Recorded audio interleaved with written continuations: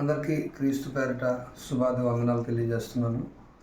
Video skip చేయకండి, last వరకు చూడండి. ఒక ముఖ్యమైన ఉద్దేశాన్ని మీ దగ్గర తీసుకురావడానికి ఈ వీడియో చేస్తున్నామండి. పైన ఒకసారి మీరు చూడగలిగితే మీకు ఎవరైనా సాయం చేస్తున్నారండి? లేదు అక్కడ లేదు. దేవుడే అంత దేవుడి పని ఆధారం నిజం చెప్తుంది యథార్థంగా. మీరు అన్నది చూడండి, కరెక్ట్ అదే చేతనే ఉంది.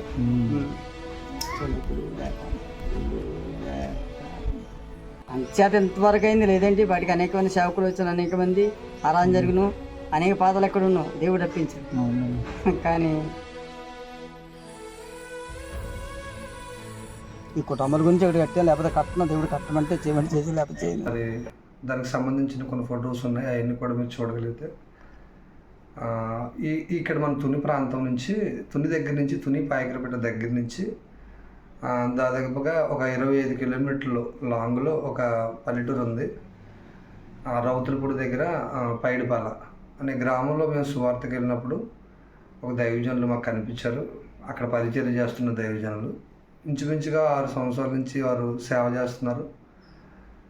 సేవ చేస్తున్నప్పటికీ అయినా కూడా ఒక గృహంలో నడిపించుకుంటూ ఉన్నారు. అయితే పైన చర్చి కట్టాలన్న ఒక ఆలోచన కలిగి ఉండి వాళ్ళు స్వామత ఉన్నంత వరకు వాళ్ళు పైన అన్నది పాక లాంటిది ఒకటి కట్టారు. అయినా పైన ఇంకా ఆకు లేదు, జస్ట్ కర్రలు మాత్రం ఉన్నాయి, మీరు పైన చూడొచ్చు. అదంతా కూడా శుభ్రం చేయవలసిన అవసరం ఉంది. మనం అందరూ సహాయం కూడా మనందరం కూడా కలిపి చేద్దాం. అందరం కలిపి మనందరం కూడా అక్కడ కష్టపడి ఆ సంఘాన్ని నిలబెట్టి ఆ ప్రాంతం అంతా సువార్తను ప్రకటించి క్రీస్తుని మనం మళ్ళీ వాళ్ళకి క్రీస్తు ప్రేమ ఏంటో వాళ్ళకి తెలియపరుద్దాం. ఒకవేళ ఇంకా ఎవరైనా ఆర్థికంగా కూడా ఒకవేళ మీరు సాయం చేయాలని అనుకుంటే కనుక కింద నెంబర్ పెడతాం, మీరు డైరెక్ట్గా మాకు కాంటాక్ట్ అయితే దానికోసం మనం మాట్లాడుదాం ఫ్రెండ్స్. లేదంటే ముఖ్యంగా ఒక విషయం ఏంటంటే ఖచ్చితంగా సేవకుడికి మనం సపోర్ట్ చేయాలి. ఎందుకంటే అక్కడ ఎవరు వారికి సహకరించట్లేదు.